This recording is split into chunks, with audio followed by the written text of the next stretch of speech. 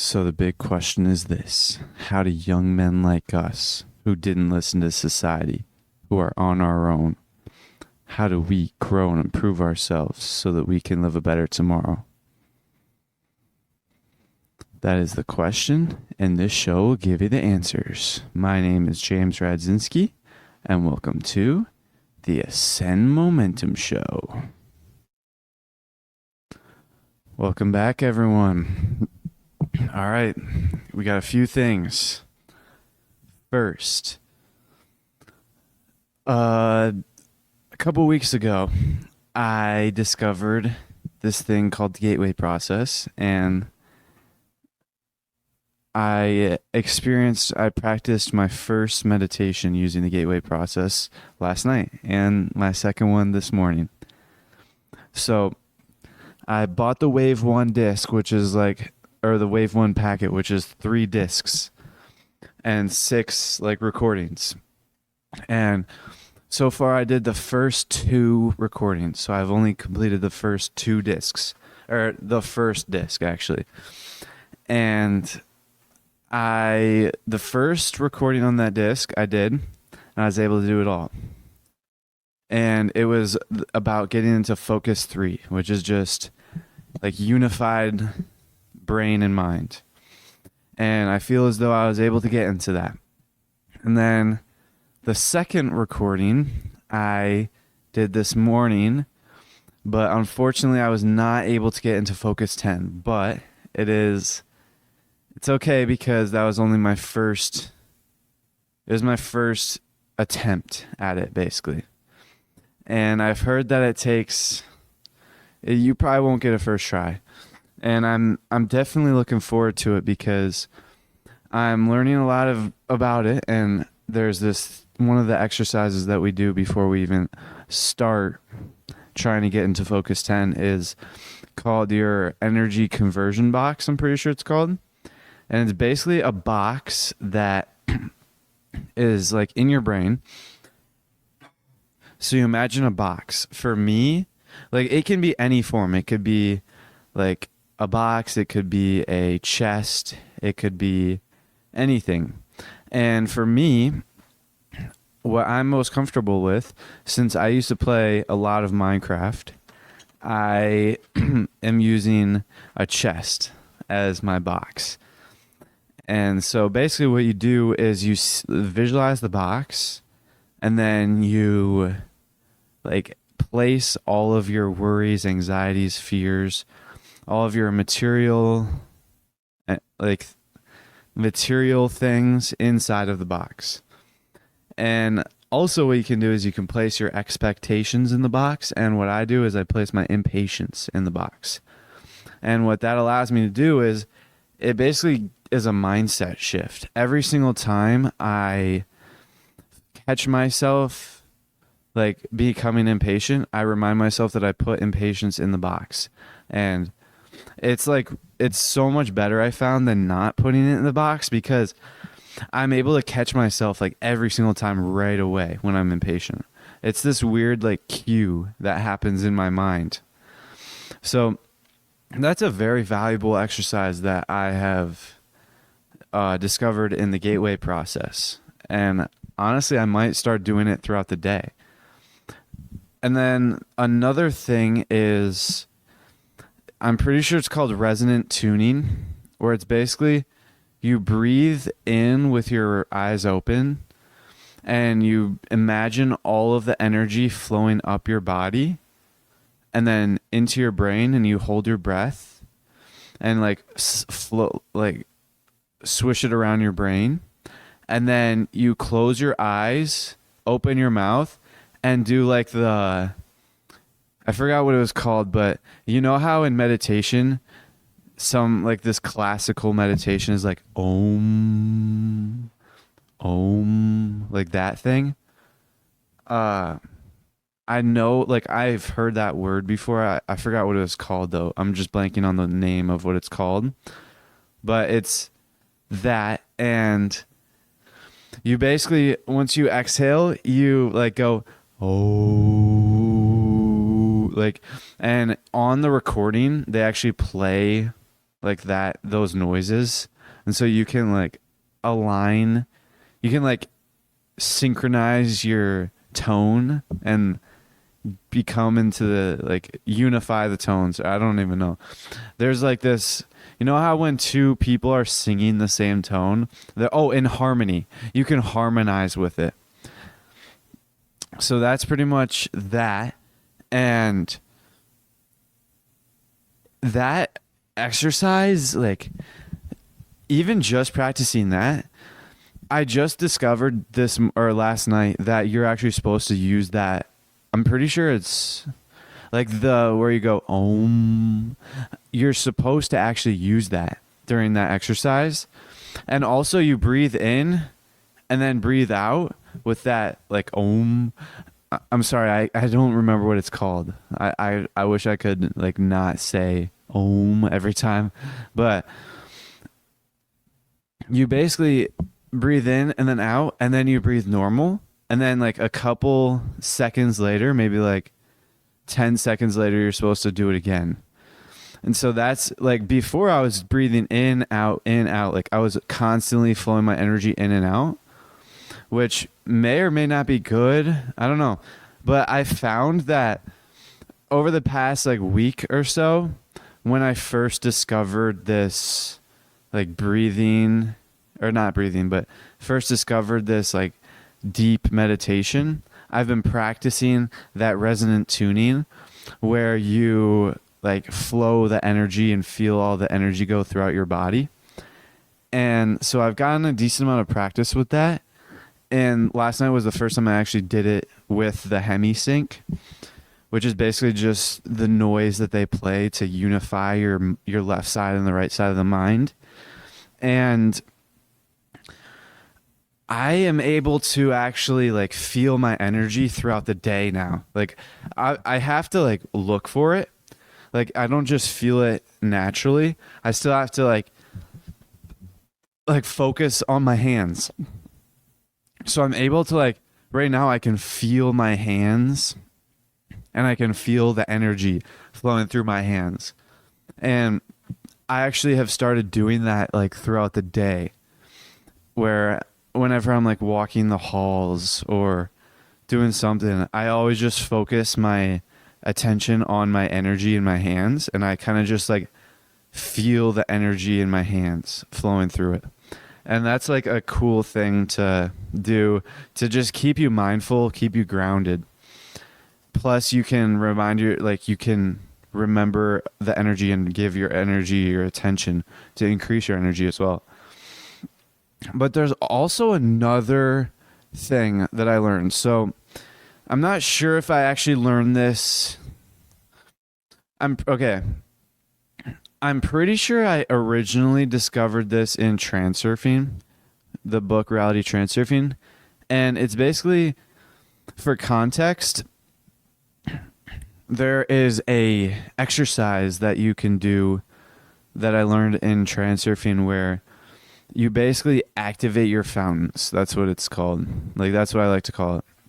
And all you do is imagine like two lines, like two tunnels of energy flowing up and down your spine, and then up into the sky and down into the floor. And then you imagine them making a fountain shape. So, you know, like a fountain that you would see where the water shoots up into the sky and it disperses in all directions. That is basically energy. So you imagine your energy flowing up your body all the way up into the sky, and then it like disperses into a fountain. And then you imagine the other stream go down your body, down into the ground, and then disperses in an opposite fountain. And then they both the fountains connect in the center area of your body. And so you're basically surrounded by a sphere of energy. And that exercise I do fairly often. And there's also this other thing that I'm pretty sure Vadim Zeland talked about it later on in his book, where it's basically if you want to like this. I don't know if he was doing it for an experiment or did it just to test it out, but it's basically you activate your fountain and then you imagine that sphere of energy enlarging so much to where it like engulfs all of your surroundings and like the people around you. So if you're near people, like let's say you're talking in a group and you're just like all in a circle fairly close together, and then you activate your fountains and then imagine your sphere of energy expanding to engulf the entire group inside of it. And then I'm pretty sure that was it, but maybe he said to pop it. But I don't know where I learned it. It was either from Vadim Zeland on Reality Transurfing or from the Hemisync on the Gateway Process. But there's this exercise that I did today in the at school where I would basically, we were all sitting in the auditorium, and so I would just imagine my fountains. I'd activate my fountains and then imagine my sphere of energy enlarging so much, and then I would pop it. And then all of that energy would just flow on everyone else. And I did that a few times. And then the last time I did it, I imagined it getting so big that it like took up the entire auditorium. And now at the moment, I didn't really know if it did anything, because what Vadim Zeland said is people will kind of subconsciously treat you better and they'll like sense your power. And so I didn't really notice anything. And then I left because it was a half day today for everyone, because we had like an in-school field trip where all of the seniors were in the auditorium. And so everyone was leaving and I was walking out to my bike, and I was at my bike, and on my way out, like a bunch of people were saying hi to me. Like a lot of the people usually say hi to me, but this time just felt different. And I had forgotten about the fact that I had I was just engulfing everyone in energy. So I'd forgotten about that. I was just like, oh, people are just extra friendly today. And then once I got to my bike, like this one guy, who I usually say hi to. That was no surprise that he said hi to me, but he was walking next to someone. He was walking with someone who I didn't really know, and we never really said hi to each other, but I knew his name and he knew my name. And a lot of times I would see the two walking together and I'd only say hi to the one that actually said hi to me today. And then the other would never say hi to me and I'd never say hi to him. But today was different. Both of them said hi. Like the first person said hi, and then the second person said hi, and then I said hi back, and like I was like, oh wow.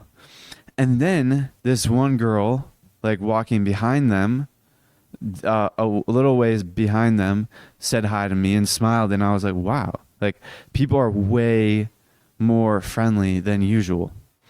And then when I got on my bike and started leaving, like 2 more people were saying hi. And when I was like, wow, that's awesome. And I actually got on my bike and I had a flat tire. Like my bike popped, or the tire popped. So I had to walk it all the way home, which was like a 2-mile walk, which I was like, I'm following the principle of coordinated intention. So I like didn't get mad at it.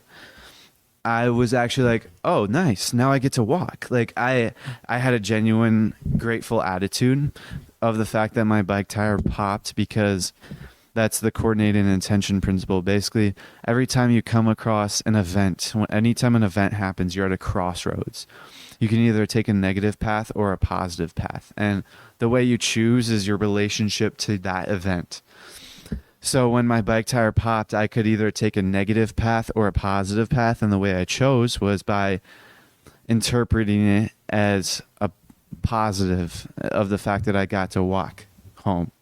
And so I was walking home, and literally every single person that I walked by like said hi to me and like was very excited, like happy to see me.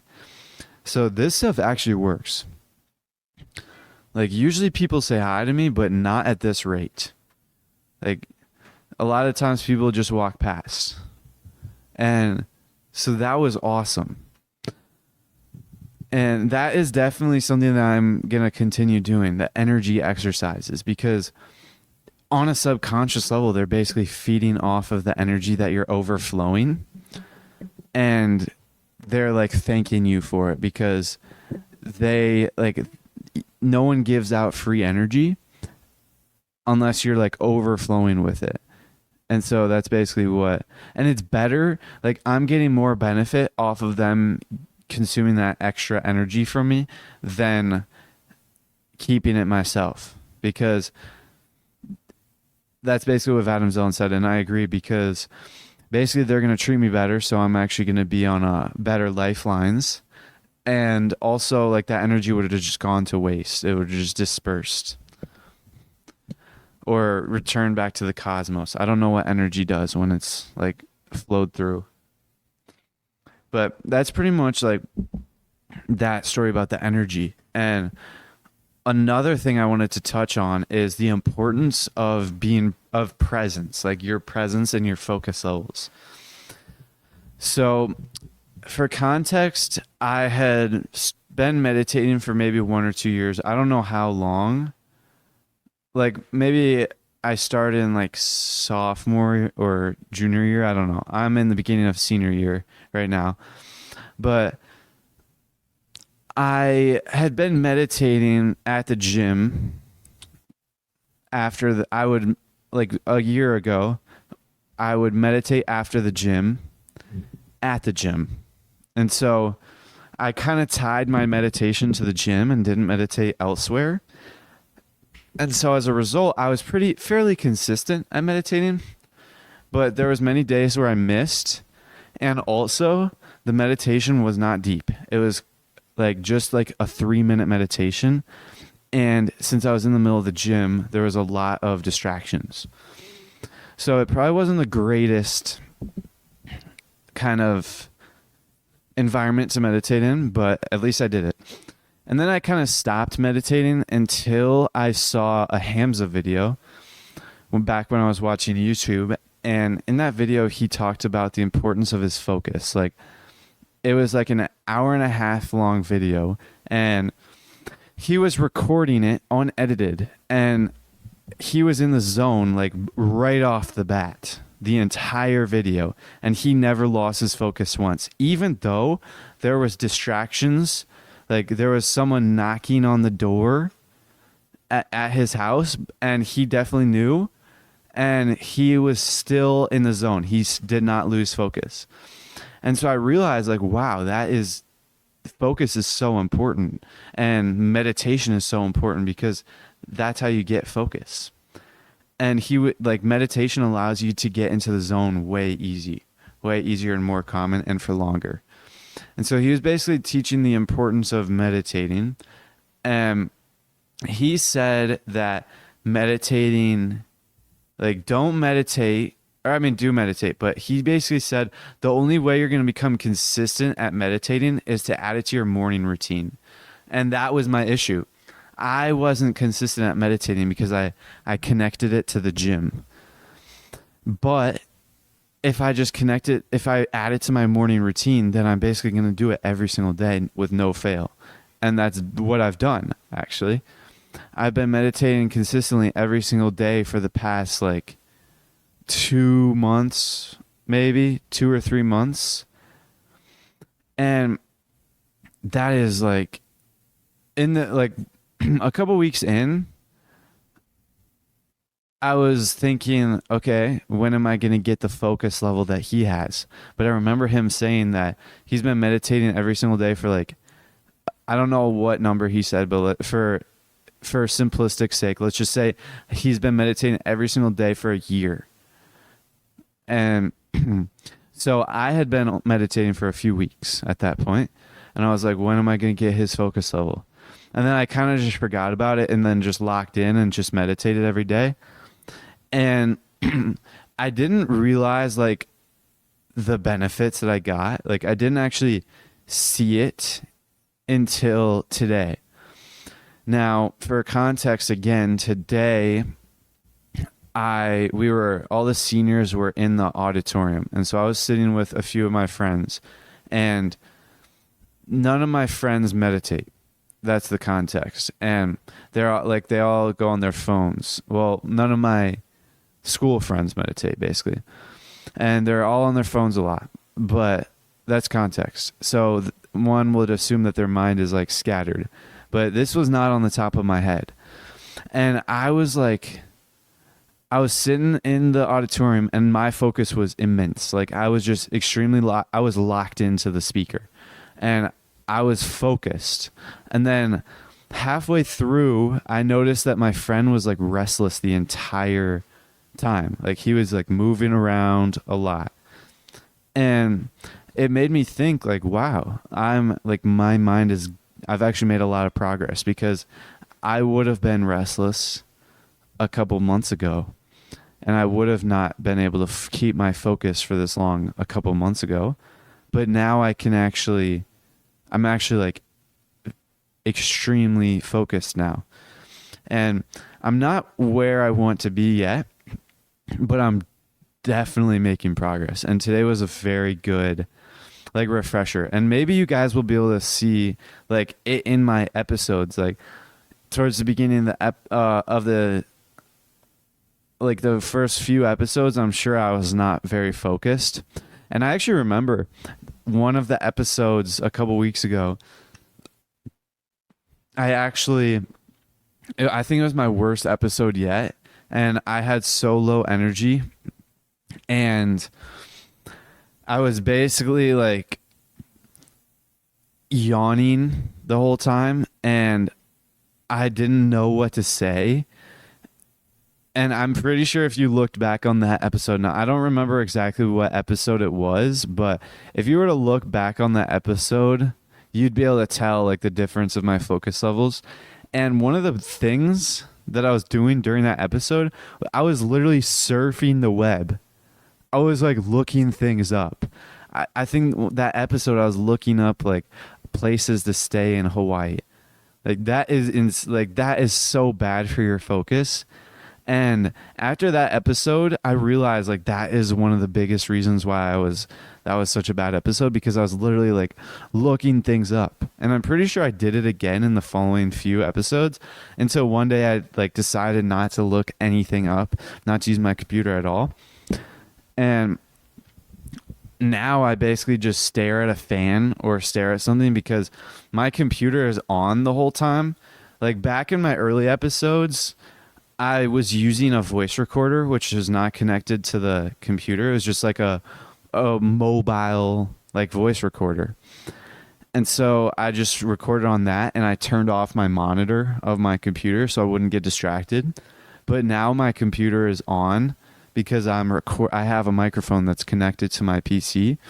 So I'm actually like recording through my computer. So it's on with the recording software pulled up. And so it's like, it is stuff to look at. Like every once in a while I peek at like how much time has been left, like how much time has been spent and how much time is left. And I'm sure that definitely like reduces my focus and reduces my flow.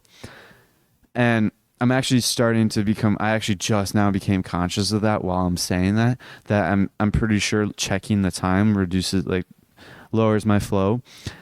But now, like, basically what I like to do is I just stare at something, like, or I just look in like a general direction and not look at anything particular. Like right now, I always record in my basement, and so right now I'm basically just looking in the direction of like the stairs and my dad's desk and like this fan. But I'm not really noting anything particular. I'm just looking in that direction and just focusing entirely on like speaking and what I'm saying. And that is basically what I saw Hamza doing a couple months ago when I saw that video, before I had even gotten into consistent meditation. And he was just talking, like he was in the zone, and nothing broke his zone. He was in the zone for like an hour and a half. And he had actually said that was like 6th video he recorded or something like that. Like he had recorded like 4 videos already, all like hour-long videos. And so the fact that he was able to stay in the zone for like 4 hours straight, looking back on it, that's really inspiring, because I'm probably not even at 1 hour straight yet. Like I'm not able to like fully stay in the zone and fully like only talk. Like there's a lot of times like throughout my episodes I'm always like saying, let me get some water real quick, because one, my throat is like dry. Like right now my throat is starting to get dry, so I'm probably going to get some water anyways. But 2, a lot of the times I use that as a like a crutch kind of for to buy a few seconds to think about something, like think of something to say. And usually that is just enough to come up with something to start talking. And that's basically like where I'm at. So I think that I've been in the zone for like the past 20 minutes maybe, but I'm starting to lose focus. And so meditation is extremely beneficial for that. And now that I've done the HemiSync, the gateway process, the gateway experience, those waves, like they made those tapes because they made them specifically to allow you to get into deeper meditation that you wouldn't have been able to get otherwise so quickly. Like you would have been able to get in that meditation, but it would have taken years of practice. And these tapes basically play noises in your brain, like it's HemiSync. So they basically play like 2 different sounds, one sound in the right side and then one sound in the left ear, and they combine it. So like they're playing these sounds at the same time, and it produces like a third noise basically, because it's like, I don't even know how it works, but it's basically you're hearing a noise in your left ear and then a different noise in your right ear. And then that, as a result, produces like a third noise. I don't even know how it works, but basically it unifies your brain. Like there was a picture on the guidebook that they like added that they had in the Wave 1 packet with the 3 CDs in it. And there's a picture on the guidebook where it was basically like a brain scan. And there was one brain scan with no HemiSync and a brain scan with HemiSync. And basically the no HemiSync was kind of just like the normal brain. It was like, it showed like they had colors to represent like your wavelengths. And so it was kind of like scattered. The brain was kind of like unorganized. But then with HemiSync, the brain was like organized, and it was like uniform, and it was united. It was all like the left side and the right side were united. And I could definitely tell something was up last night and this morning. Like the first time I got into HemiSync, I don't know if it was placebo or like just the pure excitement, but I definitely felt something. Like my focus was definitely enhanced with this HemiSync. And so I've only done 2 sessions of it, and I've heard like great things from people practicing it consistently over time. Because right now, since I have never done HemiSync before, and I've never really meditated consistently for too long, my brain is not united. Like my left side and the right side of my mind are not united. But HemiSync will work towards uniting it. Like the more I practice this with this HemiSync technology, it will like unify my left and right side of my brain, and I'll just become more of an optimal human being. And there's this metaphor that I was using over the past 2 episodes where basically if you tried to bike, so imagine a bicycle has 2 wheels. Imagine if one wheel was tilted to the left and then the front wheel was tilted to the right. Like that just wouldn't work. But that's basically what happens. That's basically our minds right now, because they're not united, especially with like the advent of social media and the internet and all this information that's at our fingertips, our minds are like divided. But with the HemiSync, and also you can just do this with like normal meditation or just like mindfulness, I'm pretty sure. You can do this, but HemiSync is like the most effective way and the most time efficient way to train and like to realign your two wheels, like realign the front and the back tires of your bicycle. And this metaphor I'm using, a bicycle is a brain. So it's basically, HemiSync is realigning your brain to how it should work properly. And so right now I'm 17, I'm almost 18. Well, actually, no, I am 18 as of the time you guys will hear this. But as of recording, I'm not 18. But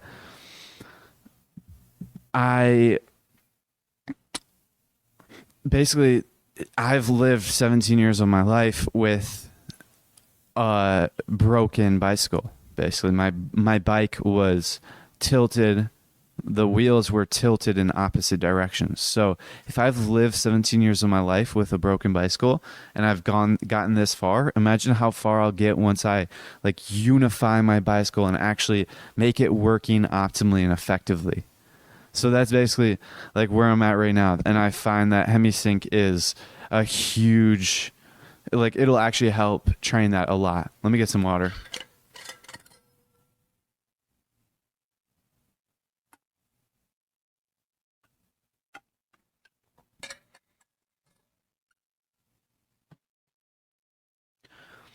All right, so there was this one thing that I was talking about, or there's this one thing I wanted to talk about, which, to be honest, I had completely just forgotten what it was. It just slipped my mind. But I'm kind of just hoping it comes to me.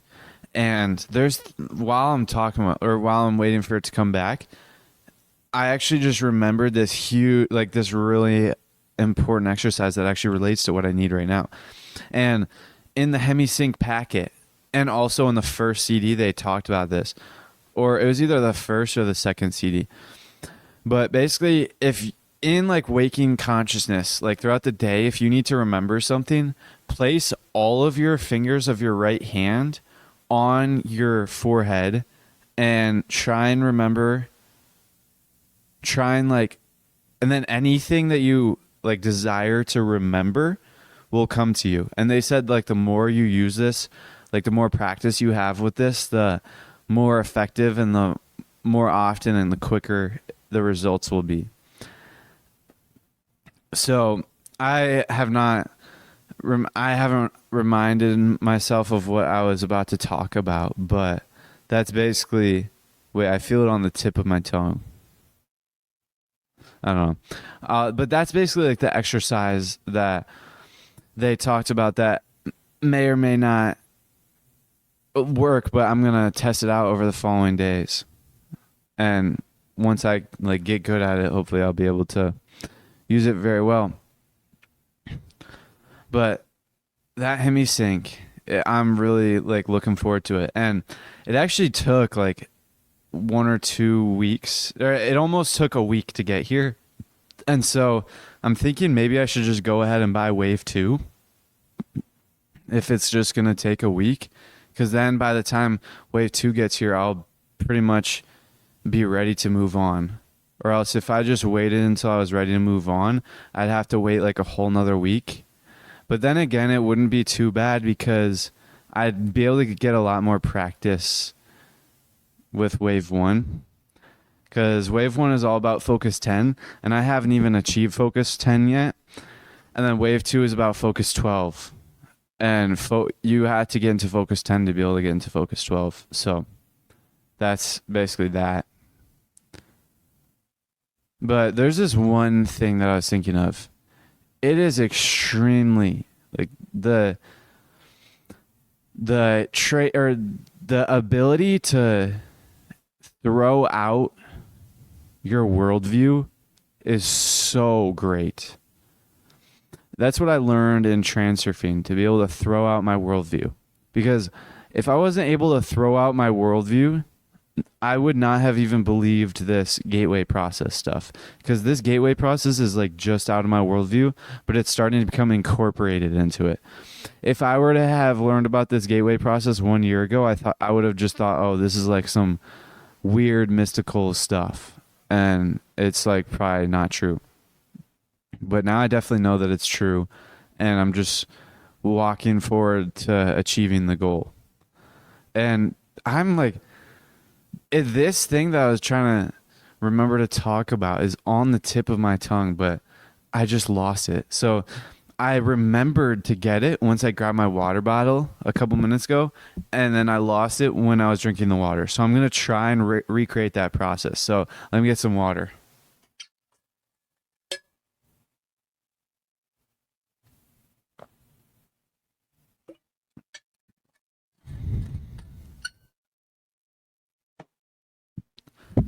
Nope, it didn't come back, but I did think of this one thing while I was doing that.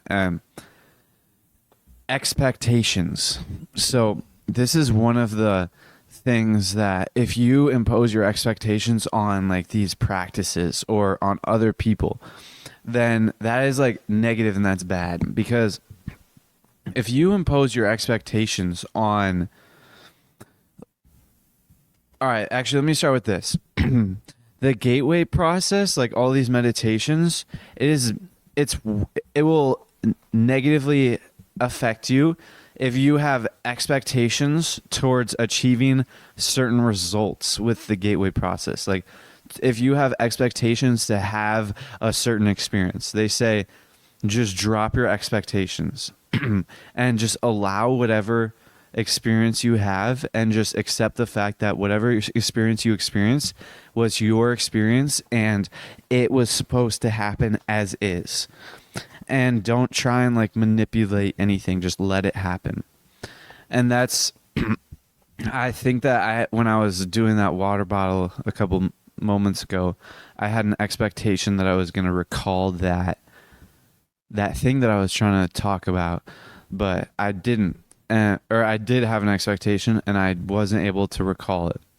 So drop the expectation, but I'm pretty sure that I remember hearing, like my friend said that Vadim Zeland said that you should have expectations for things to improve in the future, like for your life to improve. Excuse me. So that is probably, I don't know. I'll have to get into that, but the reality transurfing book, that book is definitely like, it has everything. And I was just like thinking about this. It's got everything in it.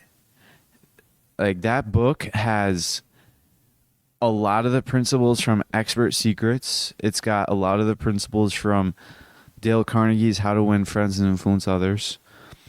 It's got a lot of the principles from David Daida's The Way of the Spirit Man. And it's got much, much more. Like that book has like 5 different books combined in it. Well, yeah, it is 5 books combined of 5 of Vadim Zeland's books, like of Transurfing 1, Transurfing 2, 3, 4, 5. But it's got like the content of like 5 completely different books, like How to Win Friends and David, like The Way of the Spirit Man and Expert Secrets are arguably completely different books, even though they all have a common, like they all have a common principle amongst them all, and that is transurfing. And just reading it this morning, I'm extremely grateful that I have this book and I learned about this book, because it was like the way I discovered it, I really just shouldn't have learned it. Like the circumstances of me having discovered that book, the odds were extremely low for me to have actually gone through with buying the book and actually thinking about it. Because at the time I was watching a lot of YouTube shorts and I was seeing a lot of book recommendations that I would just like swipe by. But this one particular video, it was just like a dude that like asked Iman Gotzi if he had any like what he's studying right now, and then Iman Gotzi just said like reality transurfing, and then that was the video. That's it. And then like I was like destined, or not destined, but I was like on any other video like that, I would have just swiped by. But for some reason, I actually like looked up that book and actually like bought it, even though it was like $60. So I bought it and then I actually read it, which was crazy because at the time, the longest book I'd ever read was probably like 250 pages, and I thought that was a long book. And this book was 3 times that. It was 750 pages long. And I didn't even read it all the way through the first time. I got like 200 pages in and then switched books. And then I read it all back after that, but I read it very quickly. And like this time, I started reading it like a long time ago. I think it was like August 1st or July, maybe July 1st or August 1st. I don't know.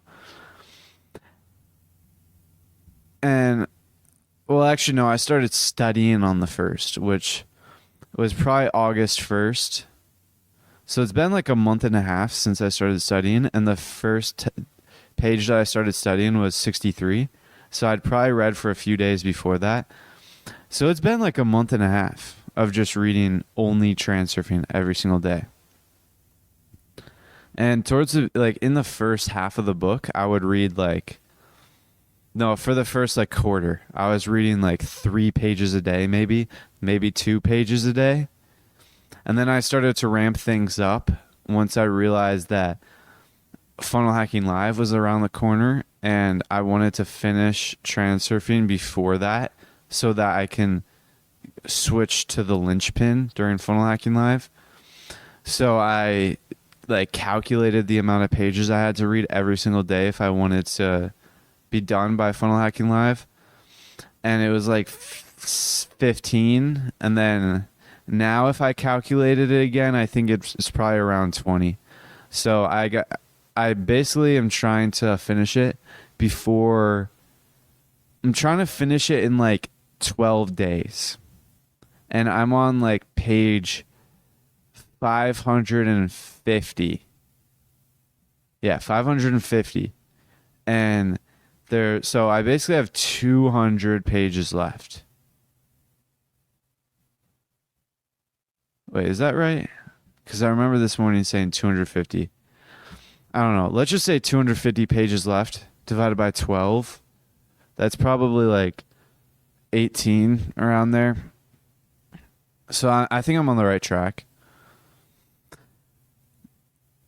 But that's pretty much where I'm at with that. And I'm definitely going to be maintaining my meditations because my goal, well, I'm not going to create a goal right now, but my ideal plan that my brain is making right now is to be able to get at least focus 10 by the time Funnel Hacking Live comes around. So I want to be able to get focus 10 in like before, like within 12 days and be able to get it consistently. Excuse me. I want to be able to get focus 10, which is the first level of deep meditation. Well, focus 3 is technically, but the first like level, like that is basically where it's mind awake, body asleep. It's basically where your body is asleep. Like during the nighttime, your body is asleep. It's like paralyzed. But if you were to if your mind was awake, then you'd be in the focus 10 state. So it's basically when your body is paralyzed, but your mind is wide awake. And I want to do that on the plane ride to Florida and on the way home because I'm going to bring my CD player and headphones with me on my carry-on and meditate on the way there and then read the linchpin as well afterwards. And I think that would be a great way to kind of like use the plane ride, because I'll basically be able, oh, that would be insane. I just thought of this one thing. So there's this thing called an out of body experience. It's real, by the way. And a couple months ago, I did not think it was real, but now I know it's real. And I'm practicing to actually be able to achieve one. But that's not really my goal right now, but it's like my longer term goal with meditation, to be able to achieve out of body experience at will. Like, people are able to get out of body experiences like consistently whenever they want through meditation. And I just thought of something, because when you have an out of body experience, your soul basically like leaves your body, and then you can like fly around the world. And so I just imagined what it would be like to have an out of body experience in a plane. So while you're flying, have an out of body experience. I don't even know how that would work, because you're moving in the air. So if you just have your out of body experience like right there, then when you leave your body, will you just instantly fly behind, like, all right, so since you're moving, and you leave your body, will you stay in the plane, or will you like get pushed out of the plane because you're still and the plane is moving?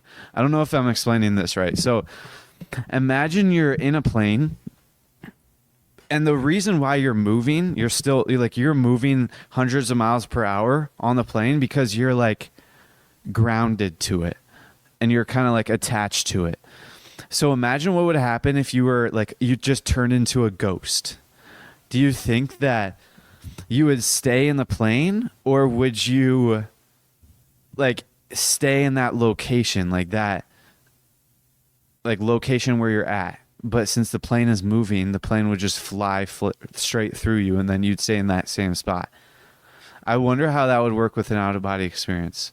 That would be very interesting to experience, because if you could have an out of body experience while on a plane ride, you could like, if you could make it last the entire plane ride, you could just sleep through the whole plane and then fly with the plane on the side of it the entire ride for like 4 hours or 2 hours or however long the ride is. You could just like fly near it.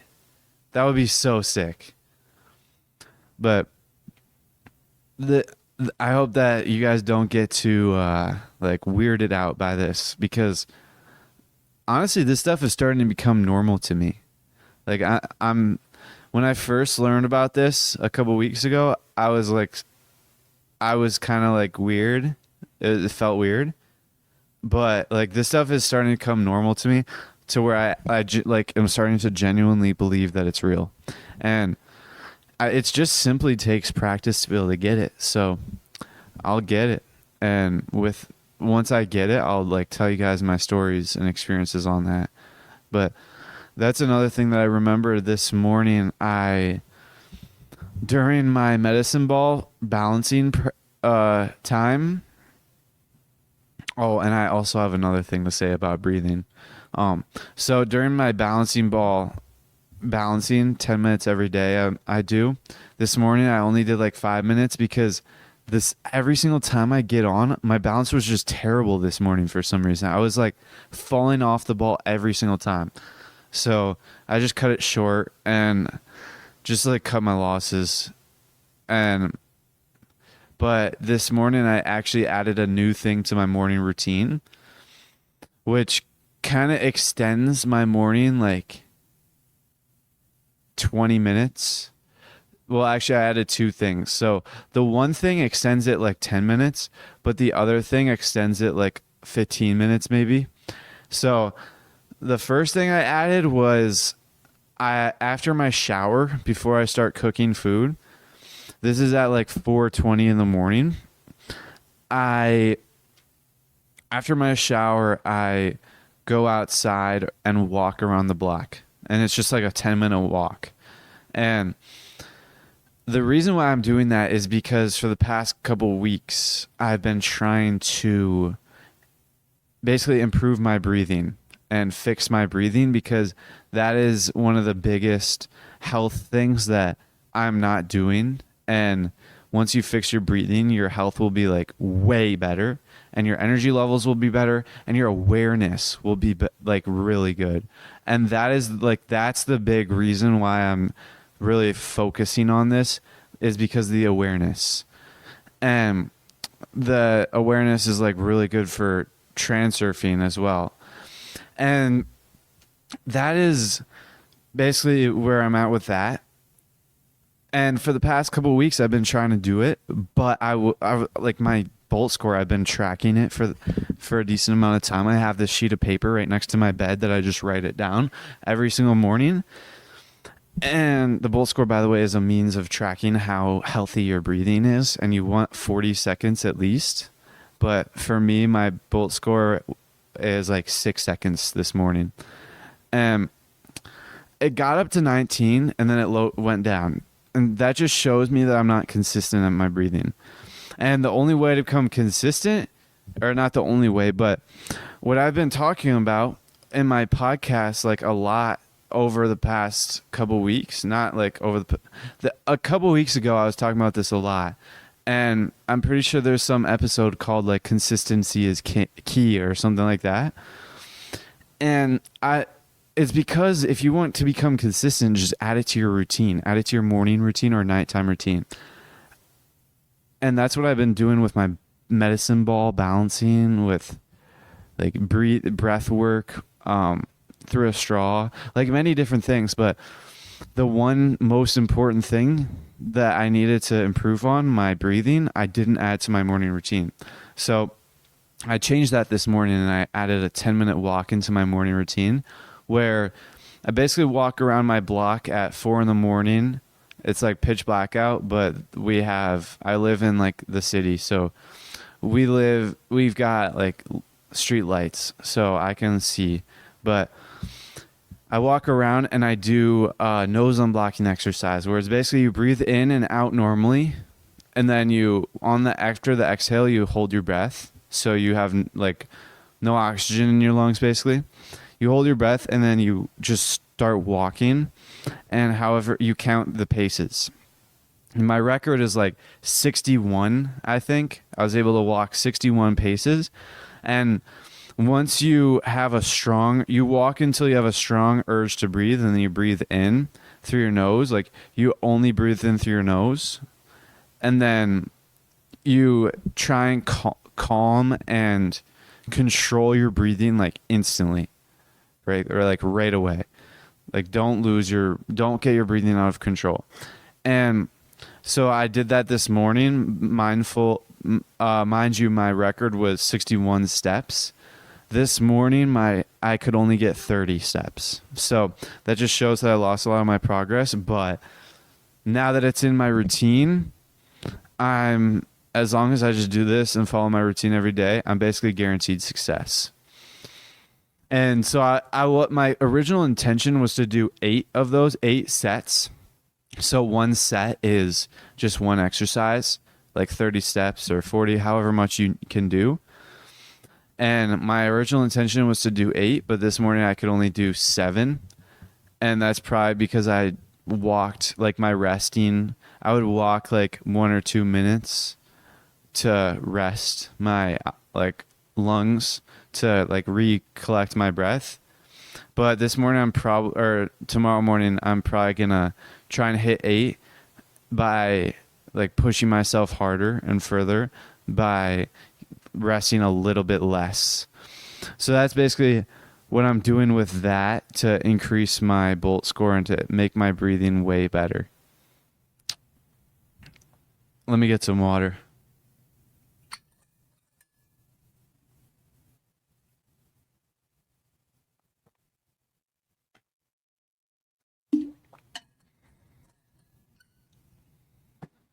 So I have been eating very healthy for the past couple, like pretty much all of 2023. Yeah, for all of 2023, I've been eating healthy. In January, I read my first book on diet, which was called The China Study. And then I was vegan from like January until March, pretty much. I was vegan for like 3 months, I think. And then I switched back to eating meat after I read Estrogeneration. And now I'm pretty much, I learned a lot more and I learned about seed oils. So pretty much for the past couple of months, like for since like the beginning of summer is when I started cutting out seed oils, I've been extremely healthy. And my diet has been very good for the past couple of months. And even when I'm on vacation and going and traveling, I make sure to maintain my diet. And a lot of times I like to bring my cast iron skillet. Yeah, I use a cast iron because a non-stick pan is really bad for your health. And I use a cast iron skillet, and a lot of times I just bring it with me to vacation or like out of town when I'm going to like my grandma's house.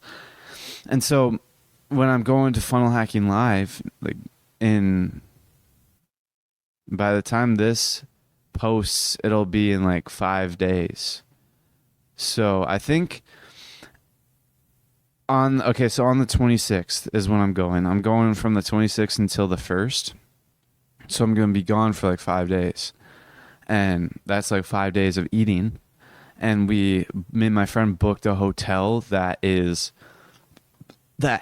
like a kitchen inside of the room, which is awesome.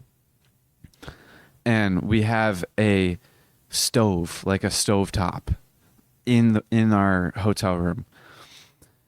So I'm definitely going to be bringing my cast iron and cooking like my food in there. That's amazing for me. But that trip is going to be awesome. Me and my friend are basically going to Florida to learn from a dude we've been studying like pretty much all of summer. And I stopped studying him a couple weeks back because I was spreading myself too thin reading Transurfing and Expert Secrets. So, but I've read all of his stuff except for the linchpin. And honestly, like, he has changed the game for me. Like, I'm very grateful. I was talking to my friend about this the other day. I'm extremely grateful about finding the right books to read about entrepreneurship. Like, the first book that I read about entrepreneurship was Dot-Com Secrets.